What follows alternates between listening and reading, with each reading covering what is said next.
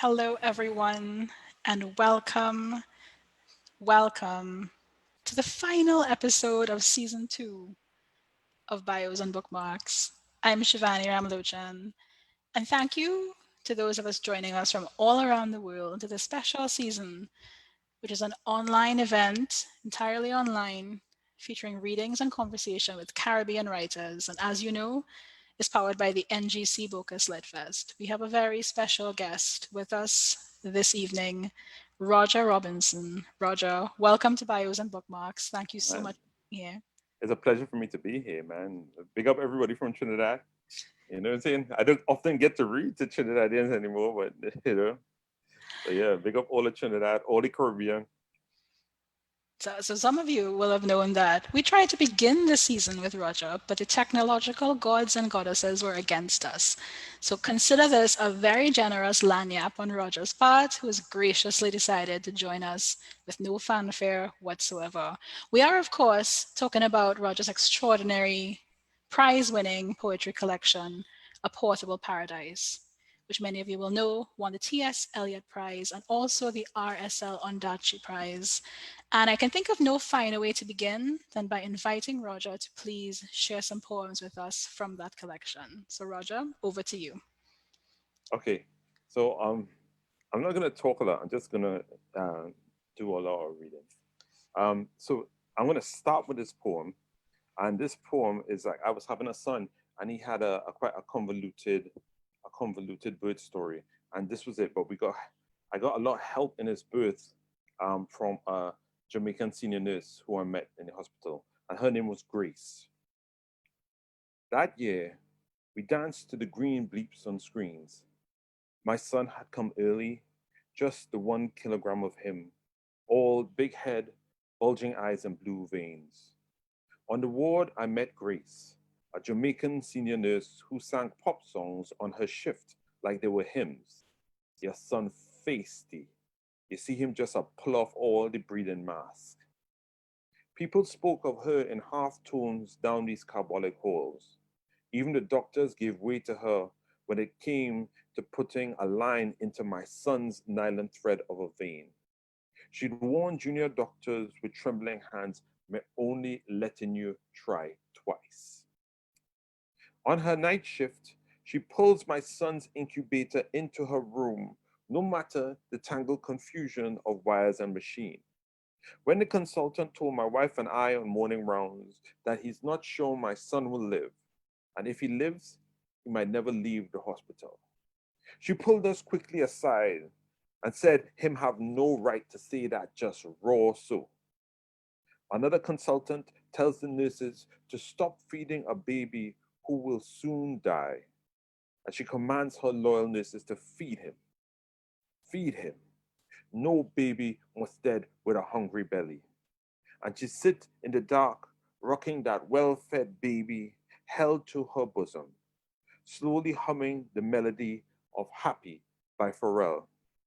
And I think if by some chance I'm not here and my son's life should flicker, then Grace, she should be the one.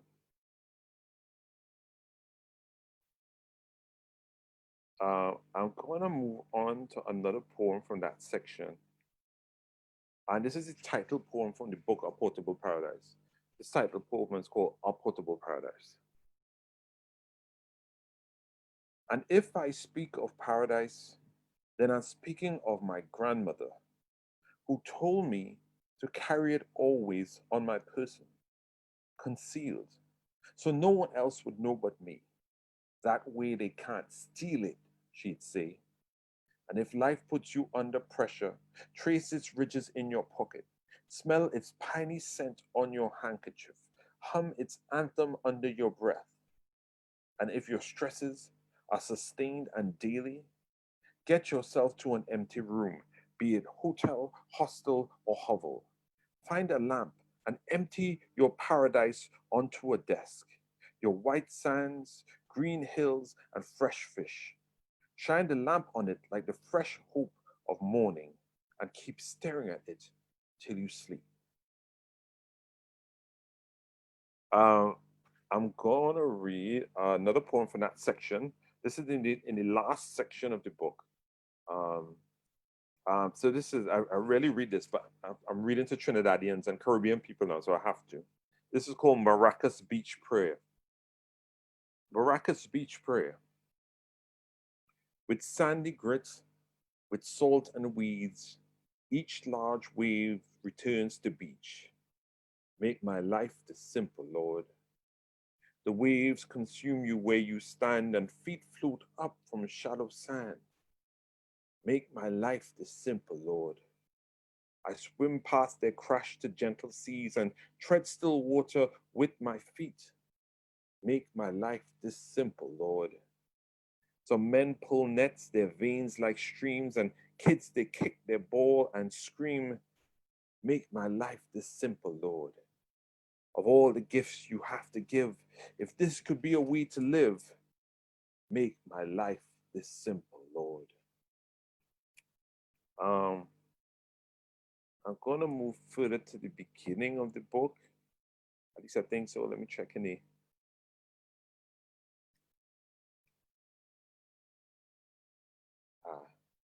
This is a poem called The Job of Paradise. I wrote these paradise poems and they kind of punctuated the book at certain points after each section. And this is another one that punctuated one of the paradise poems. A Portable Paradise was one of the poems that I wrote, kind of musing about the kind of philosophical ramifications of what paradise could be. The job of paradise. It is the job of paradise to comfort those who've been left behind, to think that all those loved and lost would live on there like tiny gods. It is the job of mumbled prayers to help you calm your hurts and fears.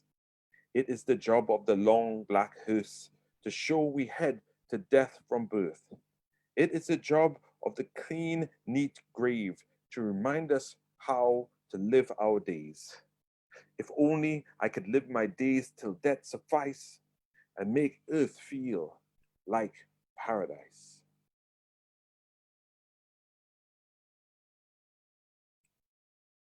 What else should I read? I'm gonna end with a poem that I had some poems dedicated to musicians, and I was trying to think about like what the soundtrack with Paradise could be. And so I'm reading this poem. It's called Ascension. I'll finish with this one for the first section. It's called Ascension for John Coltrane. Firstly, I have to say that I hate all John Coltrane poems except mine. Ascension for John Coltrane. Oh, I should tell you this story. A friend of a friend told me that John Coltrane recorded this album called Ascension with by going into a planetarium and then basically with looking through the planetarium and playing the stars as if they were scales, and then he bent over and snort from a hill of cocaine, and then look at the stars, and then playing again. And I was like, wow, okay, sometimes it comes down to a hill of cocaine and a planetarium.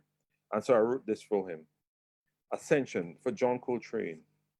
I heard that as you recorded Ascension, your table had a small white cocaine hill.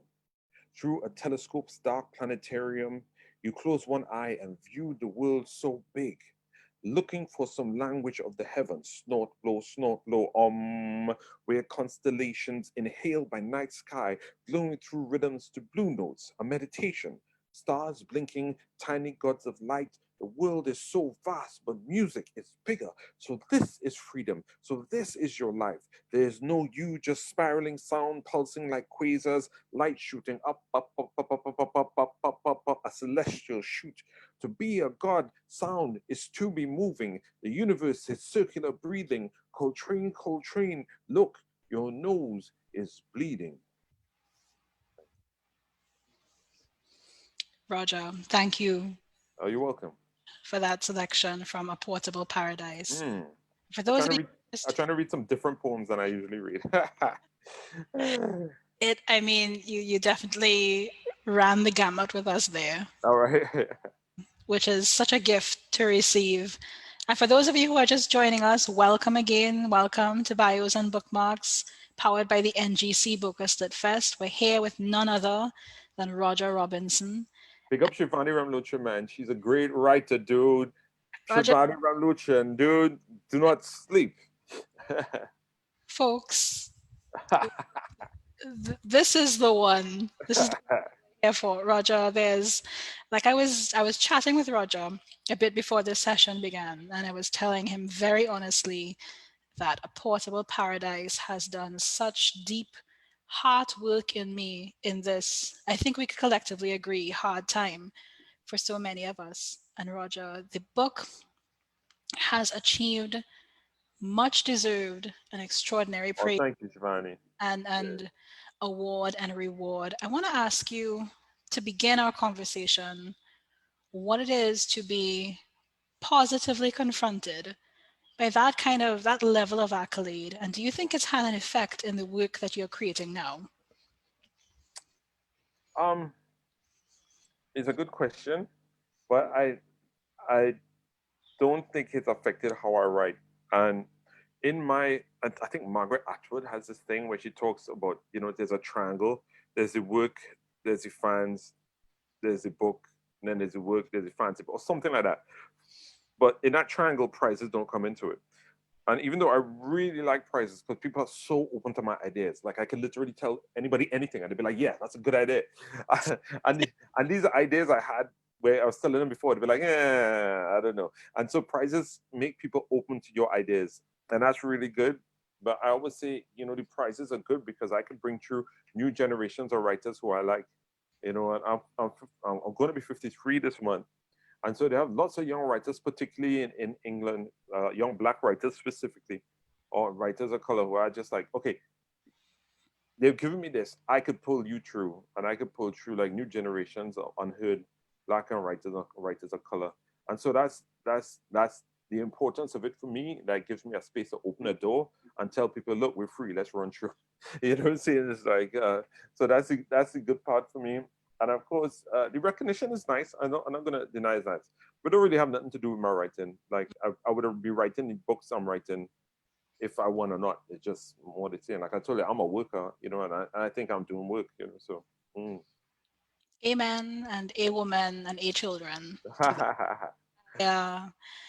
We talked a little bit before as about the Butterfly Hotel, which for those of Yeah. you who don't know is Roger's first collection. And it was so meaningful for me to have experienced that book years ago. Mm. Ways in which the Butterfly Hotel reaches a hand out to Portable Paradise and vice versa, but they're different enterprises, and you're not speaking into exactly the same concerns you were then, but there is something that animates two collections, one to each other.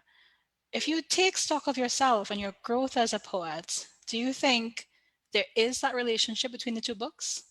Did you Oh, consciously nurture most it? definitely, most definitely. And I think in the new book I'm writing, will be like a part of a kind of trio of books. Mm, It's like if you look at Butterfly Hotel as a kind of comment on immigration and the immigrant mind where you live between two places.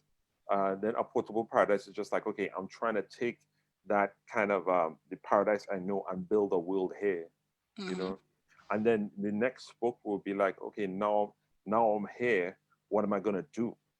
You know what I'm saying? It's just like, what do I see and what am I going to do? So I think the three books kind of go together, and it's definitely. I think it's important for artists when they're writing something that you can trace a narrative line from the first to the second, or the second to the third, and because you want to create that kind of continuity in the lineage of your work, but also for the reader. It's important because you don't want to turn like next thing I put a book about hip hop. I was like, oh, okay, a poetry book about hip hop, which I could, which I genuinely could, but it wouldn't make sense in the context of the two books I've done before. Yeah. And not that you have to put yourself in a box. You can turn your back on it completely. Mhm. I think I want a line between things. And the other books I'm going to write that are not poetry that have no line. I have a nonfiction book that has nothing to do with these three books. But I think these three books are going to have a line. So, folks, you heard it here, live and direct on Bios and Bookmarks. First, Yeah. Roger's third book, The Portable Butterfly Hotel to Paradise. I like it. That's a good title. Roger, no mama guy, but your poems give me something to not only look forward to, but know that I will be filled by in some seriously dread times. And I can't stop thanking you for that, Oh, thank you, man. I respect that. for the way that the book from the very beginning makes a gaze that for so many of your readers is so British, so Mm. often white, so often straight, confront what they have previously thought of as a spectacle of Right. black men, to humanize it in a way that shouldn't be made to, that should always be apparent. But your poems are doing that work. They're doing that work at the level of the Grenfell poems and Yeah. so many poems in the collection. How important was it for you to speak to those people as well? Um, it was important in that I wanted to kind of humanize and honor the people who died and suffered, especially in especially in the Grenfell poems.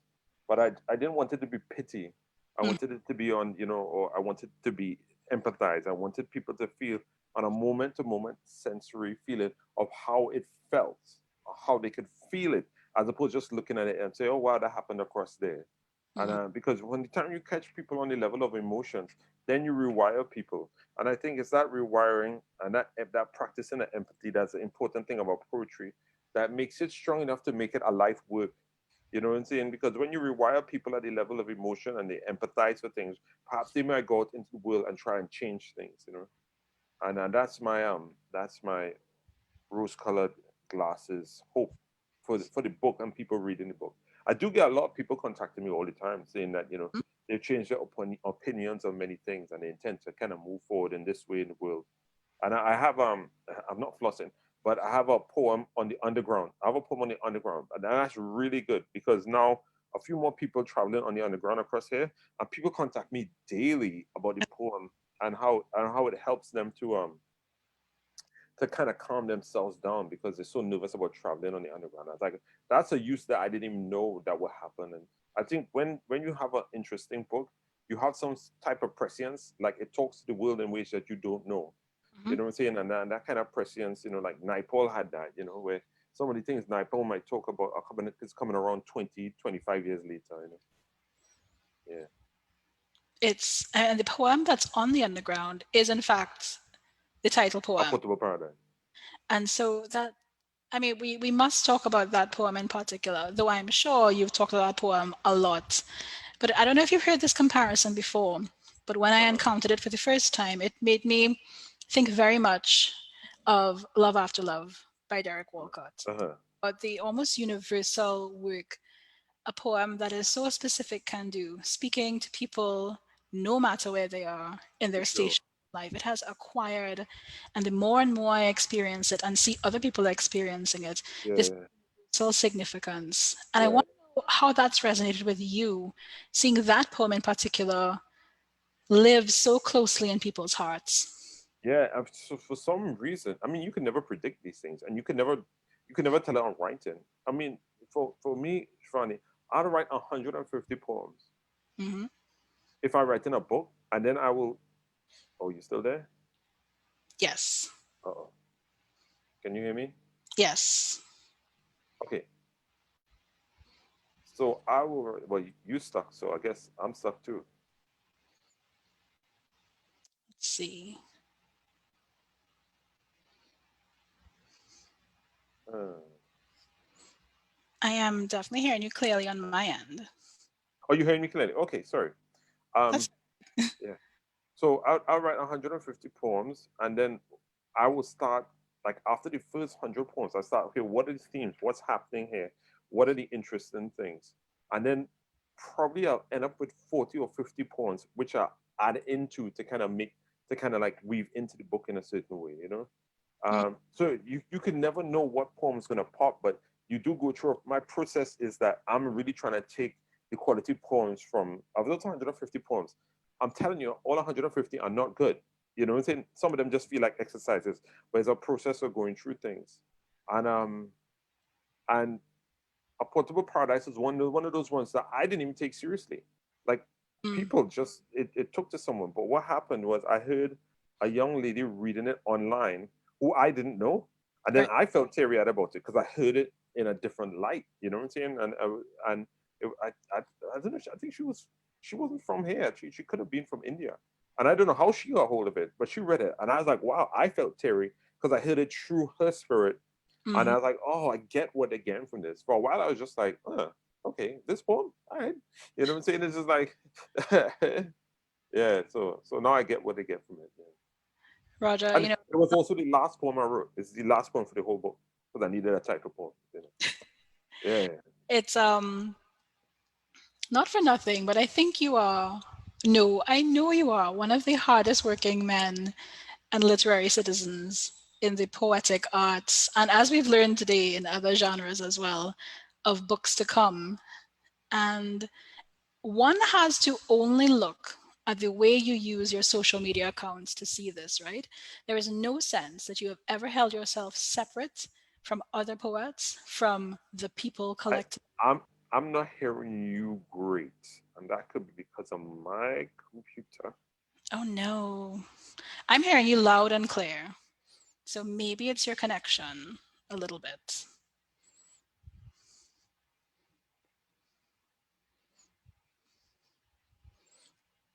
And also, we're hearing from our audience members who say they're hearing us loud and clear as well. So thanks so much, audience, who's tuning in from all over the world, letting us know that they're hearing us loud and clear. Roger may be having some technical difficulties, so let's hope he gets those sorted very soon. Yes, Roger, I think is returning to us.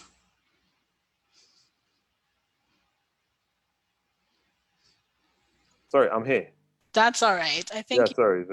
your internet is experiencing some pandemic blues, but we Yeah, can. yeah. Everybody probably logging on. Like people like what they're heading for Netflix. That's right. It's hard for literature to compete with Netflix, Yeah, for real. but you could do a lot worse than a Yeah, portable. yeah. In fact, I would encourage people, if even if you think poetry is not your bag, it's not your jam, a portable paradise has something to say to you in a language that will feel both profound and deeply accessible. So to speak about your language, Roger, which I think Mm, is something that's true as well in the Butterfly Hotel, right. not Yeah. holding people at a remove. You're not abstracting anyone to death. You are Right. right in this spleen where we live and saying, this is how I live too. How important this Right. is to you. I think poets right from their orientation. Like I never met a poet who was radically different than they were in conversation. You Yeah. know what I'm saying? It's just like, and so I think it's less of a tactic on my part and more just my orientation. I just really trying to. I'm a storyteller. Like I make music and stuff like that, and the whole thing is about telling stories. And even when I was writing, I used to write theater. I was just like, what is this story? And the story was the most important thing to me. But story has never been in vogue in poetry, especially not in England. And so there was to some extent I what Portable Paradise has is that I try to tell this story in different ways. I try to lean at an angle, find different ways of imagery, find different ways to start, use cinematic techniques. And I think that's different from a Portable Paradise from I was always quite cinematic, but I was just like, okay, some cinematic stuff that that's different. Because I realized you can't people only remember if you show them how to see. And that's something else I get from Toni Morrison, like showing people how to see something in a different way. And I think a Portable Paradise is success was like, oh, there's a different way to look at this. You know what I'm saying? So yeah. Yeah, It's, but as a tactic, no, it's just how I write, and I I can't do anything about it. then I think it's us who are the lucky ones that we get to receive it. Oh, And, thank you. just before the Netflix of the UK stole you from us for a couple seconds, we Yeah, were yeah. about how similarly in real life, in the realm of social media that we can all see, I was telling our audience, all you have to do to know the kind of poet Roger Robinson is to see how he shares of himself as a practitioner, as a hard worker on Instagram, on all the platforms that you use in a way to connect to other poets who might be young in their journey, people who are just starting out all over the world. What do you think that kind of connection has also taught you? Like, what does it do for your own practice? Because I know what it gives to all of us, what it gives us Mm. and us. How does it feed you in return? I realized really early that if you win and you don't bring people with you, then you're the lone person out there. You know what I'm saying? So, and you could be selfish too, but you know what I'm saying? You could be selfish, but it don't work for you. You know what I'm saying? It's like, also too, I come from a tradition of people who kind of pay it forward. The Kwame Dawes, the Bernardine Evaristos, you know, like from Chicago, like people like Peter Kahn, Nick McCaw, Malika Booker, you know, it's like, and that paying it forward is a thing that we all agree on, even before we got anything, because people paid it forward to us. People like Bernardine Evaristo, she was kind of bringing me into workshops and stuff, like, whew, you're talking about close to 28, 29 years ago. And she won the Booker Prize like later on in her life. But she used to run this thing called Spread the Word, and I used to go to workshops there for free. Without people like that in my life, without people encouraging me to do poetry, I Mm. wouldn't be here. They got people who was like, when I was like, man, I'm done. I'm done with this. They'd be like, no, your book's good. You should continue. And so that encouragement, like I remember going to a festival in Naples when I still used to wear baggy pants and hip hop clothes. And then and I was like the youngest person there in this international festival. And this poet who was nominated for he was up for a Nobel Prize. Mm. And a poet from Italy, and then he came to me and he whispered in my ears, "You're the only poet in the entire festival." And you wouldn't be surprised how much of a boost that was at that time in my life. It's just like, wow, this guy is going to be Nobel Prize. And when he said it quietly for nobody else to hear. I was like, wow, so encouragement is a thing I've always had. And I've always had just enough encouragement to continue. You know what I'm saying? It's just like, my rule is, my thing is that I'm trying to get to is lifelong creativity, but lifelong inspiration too. You know what Mm. I'm saying? It's like throughout my entire life. What a beautiful way to live if you can inspire people to do something, you know? Yeah.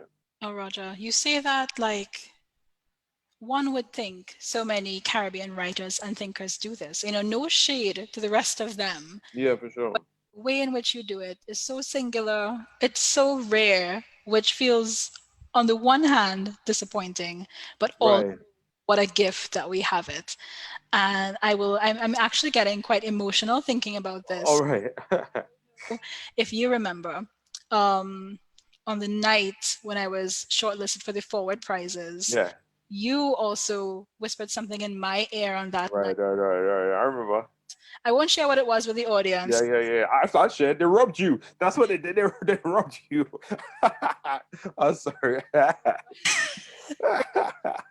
Roger, I feel that You were the best thing on the night. Come on, everybody said it, man. it, It is at that point it was such a reminder of where my community is, for and I sure. can find my Caribbean people, my Caribbean poets, For sure. and my kin anywhere, For sure. including in a very intimidating space, like Yeah. thousands of miles away from home. For sure. For sure. You For know, sure. not for nothing is it makes me think of a portable paradise too. The idea that if paradise is not accessible to you, Yes. place that you are accustomed to, the place where your navel string is, it becomes necessary to take that paradise and make it elsewhere, which Yeah, I for think sure. is such a Yeah. gift of this book to us. Yeah, definitely. I mean, a lot of my community now is kind of psychogeographic, you know. Hmm. Like I got my peeps in Chicago, I got my peeps in Texas, I got my peeps in New York, I got my peeps in Trinidad, I got my boy, and we all online, but it's just like online is where we live in right now. You know what I'm saying? It's just like so and you in constant communication. In fact, one of the things of COVID is that my psychogeographic connections with other writers is actually more strong. You know Hmm. what I'm saying? There's been more communication that type of way, and it's is is mad how people can adapt to things. You know what Yeah. I'm saying? It's like lots of people say, "Oh, this is messing my mind." And everything. And more I'm looking is like, wow, look how people adapted. People lived in their house for 6 months. People did work. People were like taking things like, "Yo, I'm never traveling far for anything now. Everything is going to go through Zoom, even if they get a vaccine." You know what I'm saying? It's like, why am I traveling for 5 hours to read for 15 minutes? It's like it's such a waste of your time. You know what I'm saying? It's just like, and of course, at times traveling is nice, but sometimes when you do that kind of aching traveling, you could spend that time getting to what, as Cal Newport says, getting into the deep work of creation. Right. You know what I'm saying? And that deep work is like you can't do that deep work on a train, that's constantly moving, or on a plane. Well, you could do it, you know what I'm saying? But it takes a toll on the body, So yeah. I mean, I am definitely monopolizing this conversation. I want everyone to Oh know no, go for it. Yeah. that in the online chat box on Facebook, we have lots of people tuning in. So we had people who were telling us our connection was good. So that's always good to know. Oh no, no, no, yeah, But we also have some lovely comments here. I'm going to share a yeah. couple.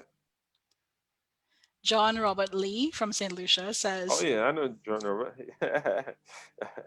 John says, yes, so important to support and encourage each other and guide where one can. We have Yeah, yeah, Jill Abram from the UK, Jill of Malika's Kitchen, yeah, for sure. says, paying it forward before you even got anything. Yes, sir. Those people are all my community too. You know what I'm saying? It's just like, yeah, We have Teresa White saying, but that Trini granny, and she says, speaking as somebody who had two much loved and loving grandmothers, one English and one Trini, those right. words and sentiments are so opposite. And then she put Oh yeah, a lovely Trini flag. nice. Loretta Collins Kloba, joining us from Oh yeah, Puerto Rico. yes, says, you Loretta, I'm a big fan, man. I don't know her. I don't know her, but I'm a big fan of Loretta. I feel blessed to know Loretta, Yeah, and yeah. she is a remarkable poet and She's a great poet. a very generous giver as well in this Yeah. shared Caribbean space of poetry. And Malika introduced me to her work, and then I was just like, all right, that's beautiful. yeah, Loretta says a useful comment about the importance of continuity about books. And so it's the fact that the audience is so international yet so familiar, I think, is a real balm in these times. The idea that we can be so separate, but be giving each other and nourishing each other through this thing of Caribbean poetry, for sure, for also sure. international poetry. I began recently saying that reading the Caribbean means that you read the world, and I completely believe that. For sure. Our literatures have always been able to stand on any stage, and the only reasons they haven't is because of privileges of access, Yeah, I agree. lack of I agree. talent. Yeah, yeah.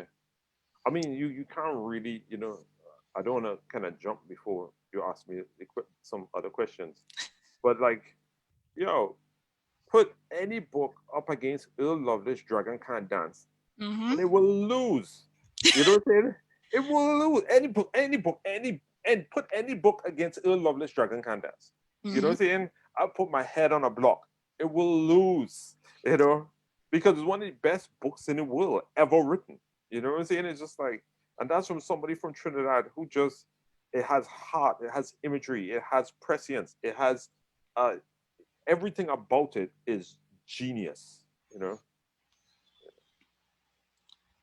So everyone, Roger is pre-answering a very important Sorry, I can choose something else. Choose something else for another question. because I know he has more to the Yeah, question. yeah, Which are some of the Caribbean books that have shaped your world, which ties into the NGC Bocas Lit Fest ongoing campaign about the 100 Caribbean books that made us. So Roger has been yeah, thinking about what those books are for him. We know now yeah, Dragon Can Dance is one. So Roger, yeah. let's go.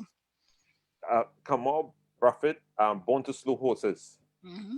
like a ridiculous book, and also Kamal Buffett, how he kind of create a kind of element of thought of it, like it's nearly an internal Caribbean world that's unique to him, and Mm-hmm. like how he started to play with fonts and everything like that, but all informed by history in a whole new way. You know, it's just like, and also too, I love the fact that he didn't care what anybody thought at any time. You know what I'm saying? Because he's been educated in all these schools. He's done all these things. You know what I'm saying? So I would also have to say Kwame Dawes. Um, which one? Oh, I'm forgetting the name of Kwame's books now. So many. There's, of course, Prophets. Prophets, amazing. Prophets is amazing, but Prophets is not my favorite. Actually, one of my favorite Kwame books was the very, very first one that's about all kind of coming in age Mm. and school and stuff like that. Just, hold on, let me just see if I can see it. Oh, I'll remember it in a minute. You know what I'm saying? Kwame does a lot of Kwame does books. He has another book about his brother, but for some reason, because I've been talking about it for a while, um, them books, Kwame Dawes literally gave me a voice. You know what I'm saying? Like I actually saw Kwame Dawes when I was writing and doing open mics and stuff like that. I remember it cleanly. Mm-hmm. I was lying down, just being up, and then late night on TV when I still used to look at TV, hilarious. And he came up for the first. He won the first book prize for the forward prizes. Right. And I looked up, I saw this black dude with a beard, kind of like just like a proper black dude, ambling up with a little bounce. I was like, what? Who's this guy? And then Bernadine hooked me with him because he was teaching some workshops. And Mm-hmm. ever since that first Afro style school, which was the kind of pattern for Malika's Kitchen and stuff like that, it was me. And the first Afro style was me, Karen McCarthy Wolf, Malika Booker. They had a great people, and I didn't necessarily know. I knew Malika, but I didn't necessarily know everybody else. And everybody from that Afro style school kind of went on to do some interesting stuff in life. And he just gave us what the architecture of a poem actually was. Because Mm-hmm. before we was kind of going blind. We read a lot, but we didn't understand what the architecture of a poem was. What's a turn? You know what I'm saying? What's surprise? What's structure? How the different structures work. I mean, so yeah, you could just say all the books are Commodores.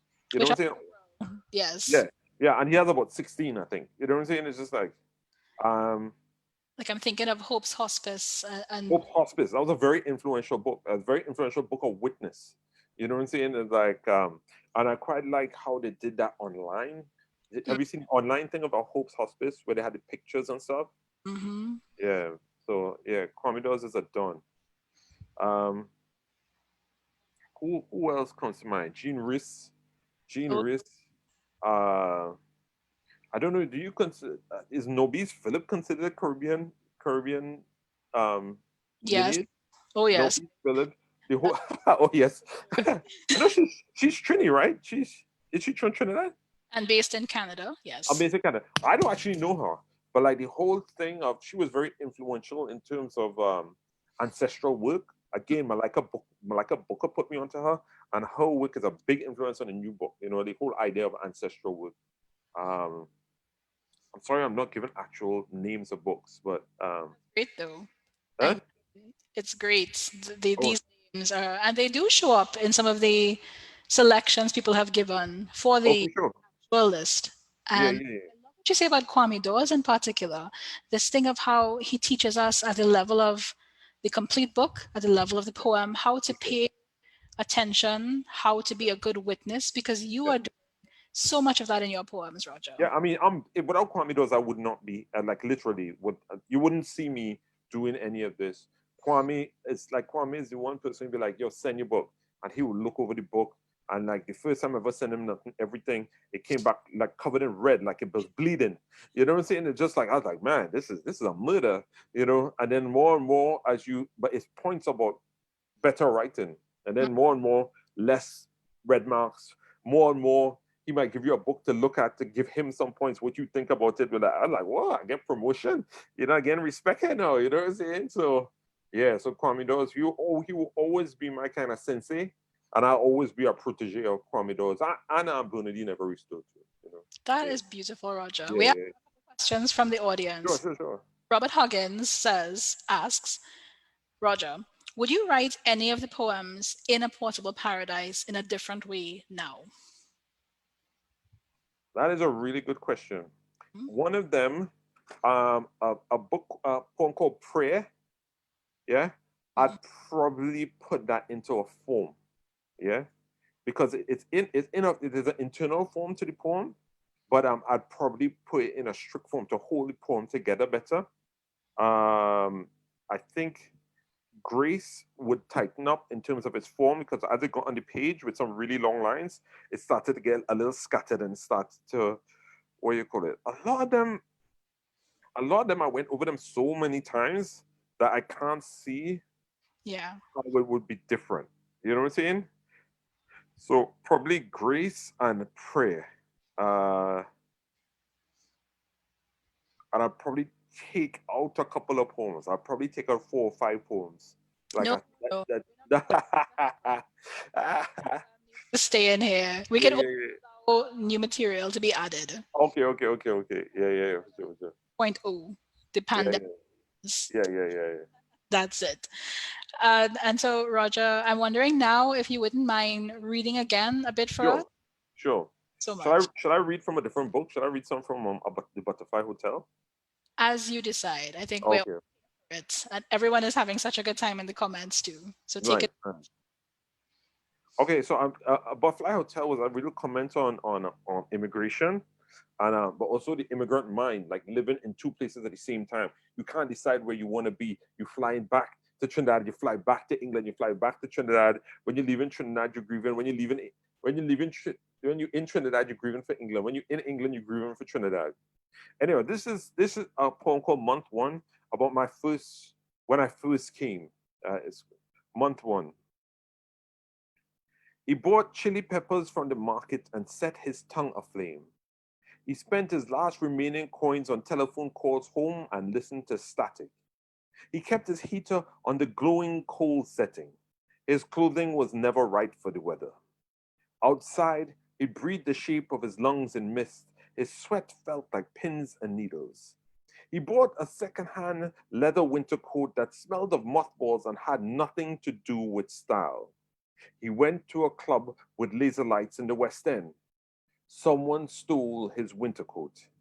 He met a woman in the club. She invited him for dinner the next day. She made him a baked potato with grated melting cheese and baked beans. He'd never had a baked potato before. He waited to see how she ate it. He took a sepia Polaroid of himself next to a red Porsche. He wrote letters back home in pure calligraphic fantasy. He wrote his dreams in the present tense. He kept a suitcase full of clothes in the cupboard to stop it from flying back by itself. He never actually unpacked. He slowed down his speech to be better understood. He was never better understood. He joined a church. He tried to get them to speed up the hymns. They never sped up the hymns. He fell asleep in the sermon. He dreamed about his grandmother and her hair like an afro cloud. He forgot the name of the street she lived on. The wind in the trees at night sounded like the sea at Maracas. He got a job in a laundry. He felt the warmth of home in the industrial dryers. The windows of washing machines reminded him of planes. Everyone who worked there was from somewhere else. No one talked of home. Okay, let me see what else I'm going to read from here.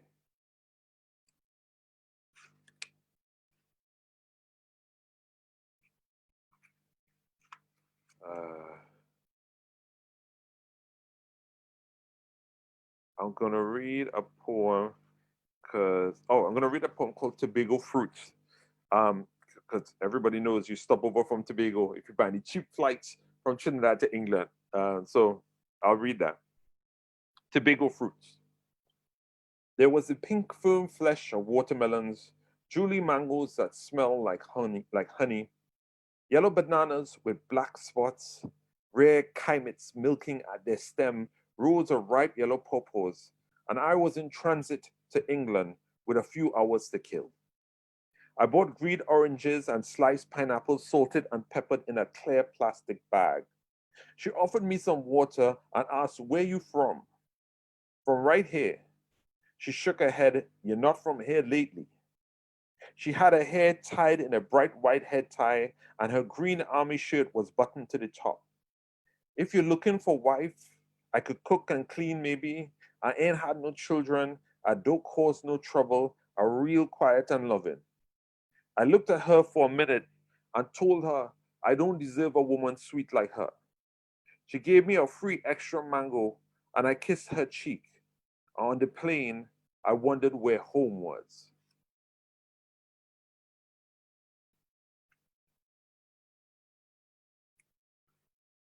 Uh,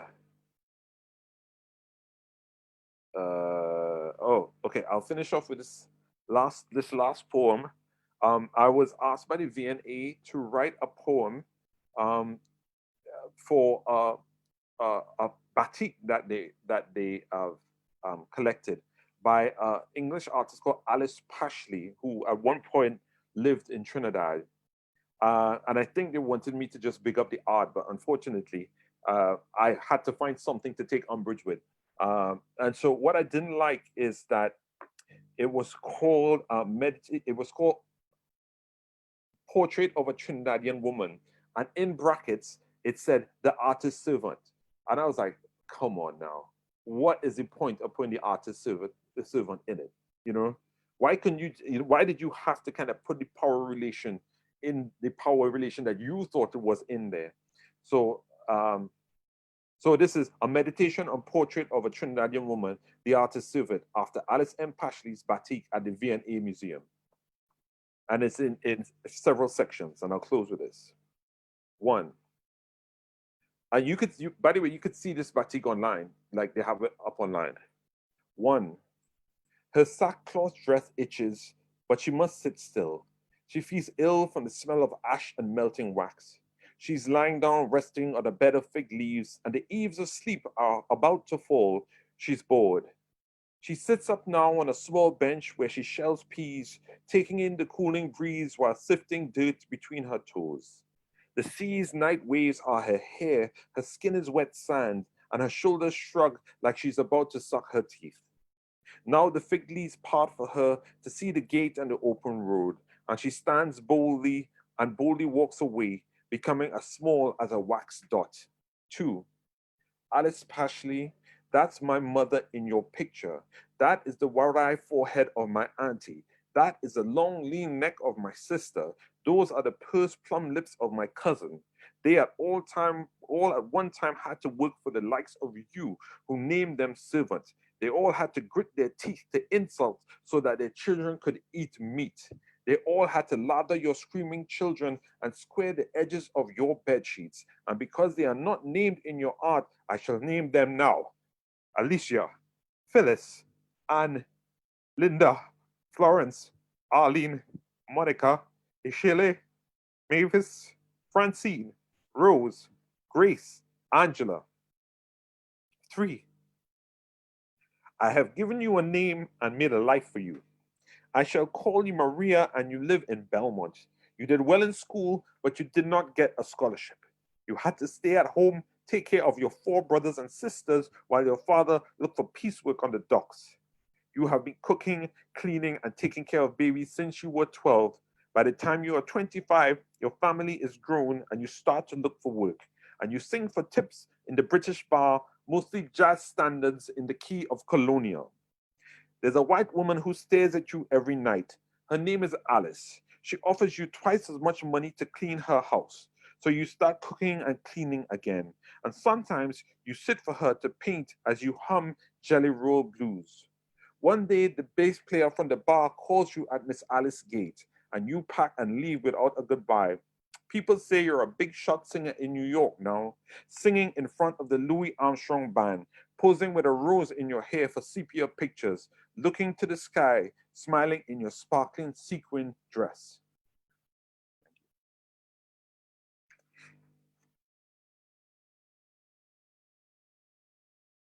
Are you still there? Yes, folks, I'm right here. Sorry, sorry. I thought I got cut off.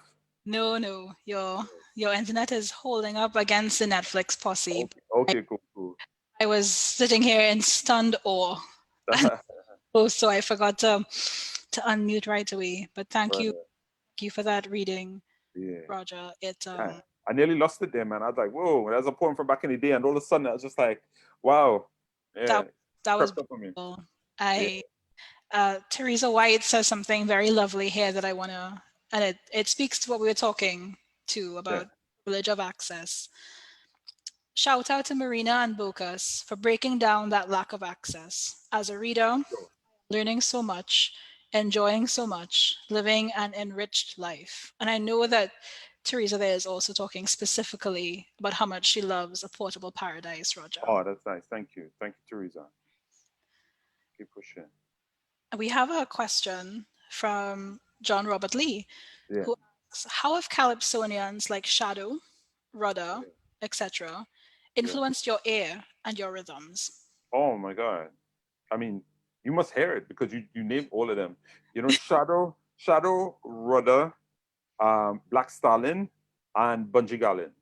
That's you know, they influence nearly everything about how things kind of run on in the relationships of words, but also to people like Black Stalin is how you could get something political, but in an oblique and interesting way. You Mm-hmm. know, how you could be like, like in Dorothy, where he's literally saying is like, as soon as all Africans are free, then I'm gonna finish the whole damn calypso about Dorothy, how I Jamshi in the party.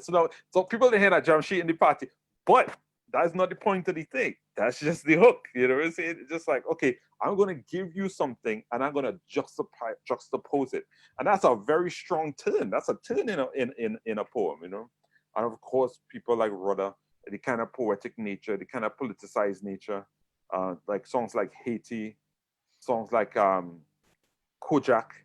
And man, I used to sing that all the time. Like even in England, Rudder was a particularly part of my interior life for years in England, even when I wasn't going back to Trinidad. Mm-hmm. Um, Rally around the West Indies. Because what the thing about Rudder is that he actually caught what it is to be abroad and love a country. And he really caught that longing. You know what I'm saying? I like Bunji Garlin because Bunji Garlin has a sense, he's a kind of international, like a kind of pan-Caribbean. They have some Jamaican influences kind of coming in. But also, too, he often talking about the working classes, but he's also taken from um, working class life and creating a rich, rich art.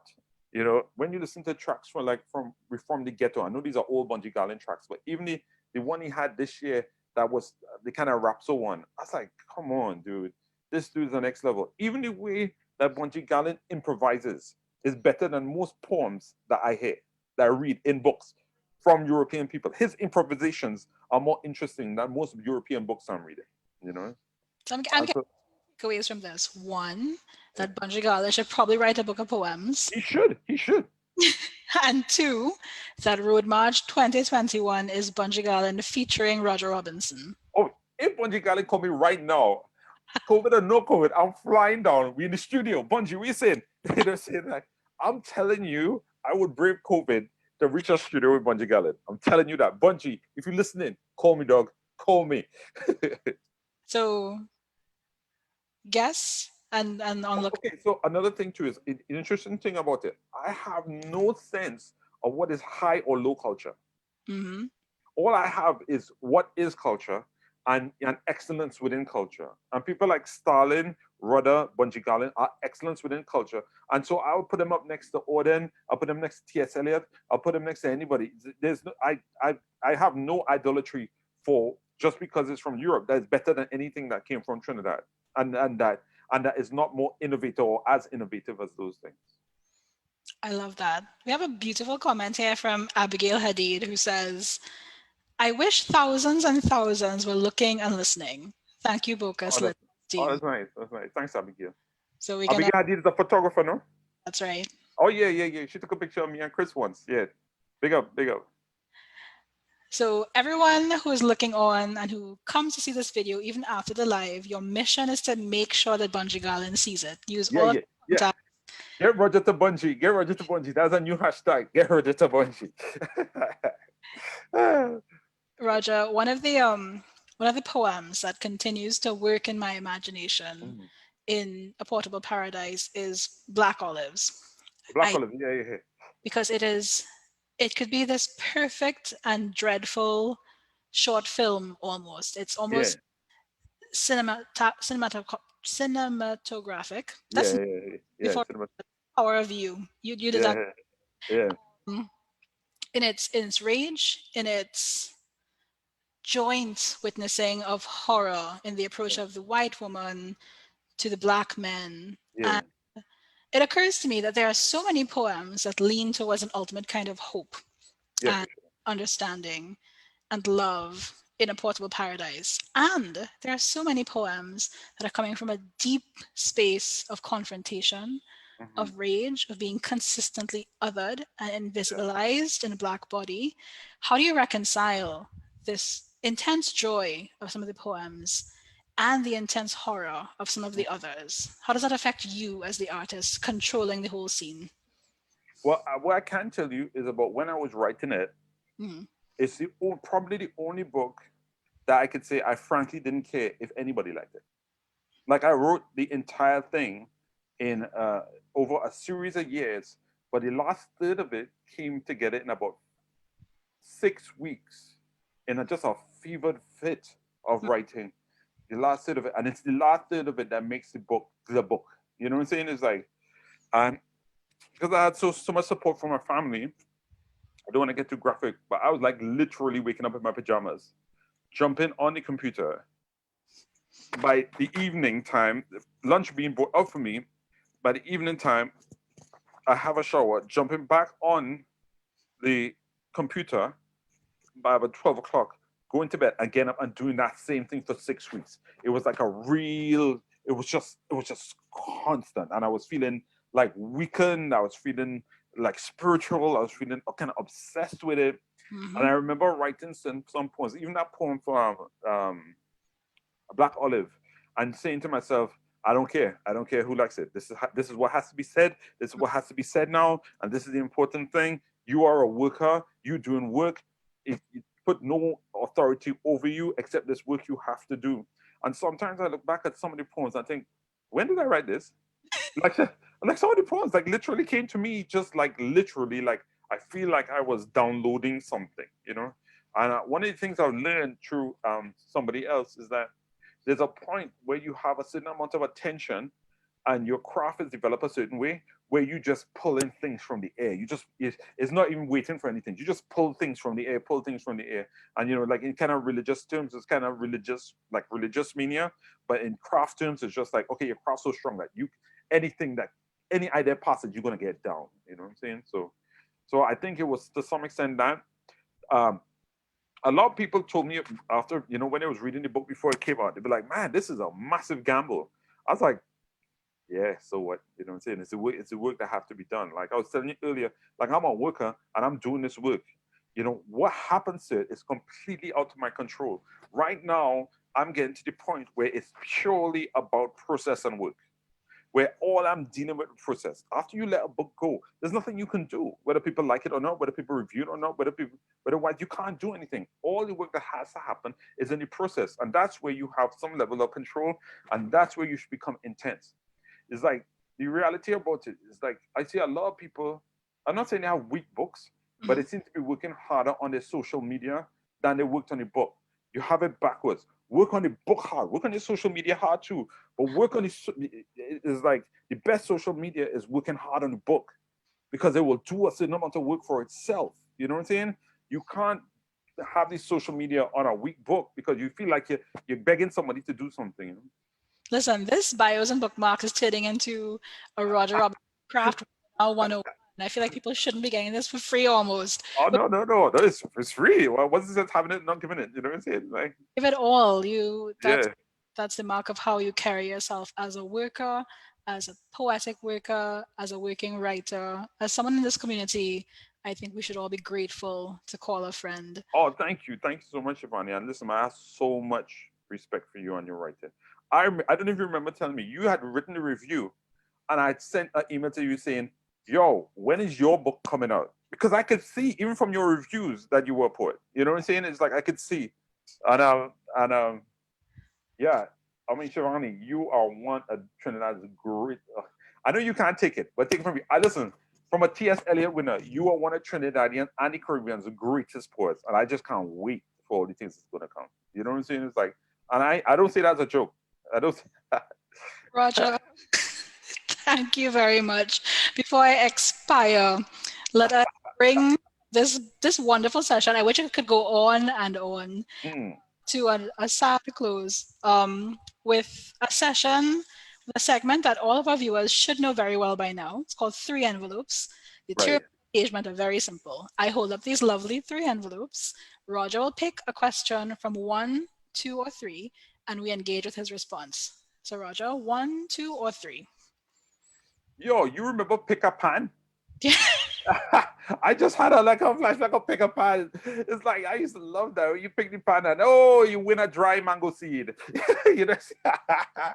Oh, I'll choose two. I'll choose two. A dry mango Yeah, seed. yeah. You could have won a car, but if you choose the wrong part, you could win a car or you win a dry mango seed. That is That's old school. Y'all too young to remember that. I'll say two, please. Thank you. Hopefully, I don't get the dry mango seed. No, no, it's a time traveling one. Yeah, If yeah. you could go back in time, what would you tell your younger self as it relates to your writing? You know what I tell my younger self is this: you are not in a sprint. This is a ultra marathon, Mm. and you have to choose your pace. You have to keep on the track, and you're not going to stop. At times, you're going to get a pain in your calf. You get a pain in your legs. You feel like you're cramping up. Hit that with your hand. Keep moving because you're going towards the end. It's not a sprint. And for so long, when I was younger, when I was writing, I used to be like, "Oh, I'm trying to get this book finished." You know, like I had a thing about quantity because when you don't have no books, you think like, "Yo, I want a book. I want to have a book so I can tell people I have a book." I mean, it really isn't like that. I say rush to write, but don't rush to publish. Even with your own first books, rush to write, but don't rush to publish. Publishing should be lingered upon and taken incredibly seriously. When you publish a book, you could make so much change in the world, but make sure that your process is strong. And you should never publish a book because you just want to have a book in the world. You should never publish a book because you just think like all my friends have a book. You should never publish a book because like, okay, I got 40 poems and they're loosely related. I'm gonna put that out. You should never publish a book just because you know you think it will define you as a poet. If you publishing a book thinking I will do something for you, don't. Always publish a book thinking about what you could do for your reader. That's a very important thing, you know.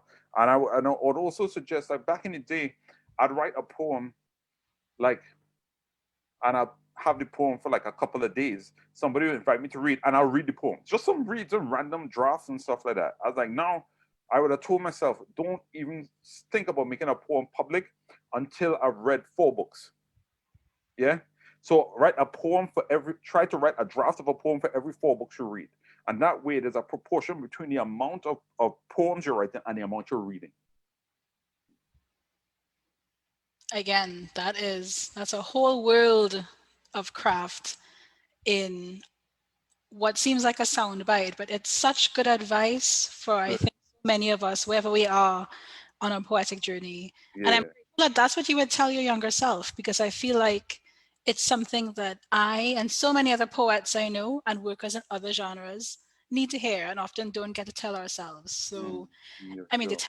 testament to your generosity is exactly in that thing, Roger. It's in everything we've shared today in this bios and bookmarks, and it's in a portable paradise, which I would encourage everyone, everywhere, to get. If you don't have it, if you do have it and you haven't read it, read it. If you have it and you've read it and you love it, get one for your friend, your nenen, your Oh, butcher, your thanks, Shivani. priest, your evangelist, your prime minister. Make sure it's a book that we need to Right, help us through this pandemic and what lies on the other side of it. right.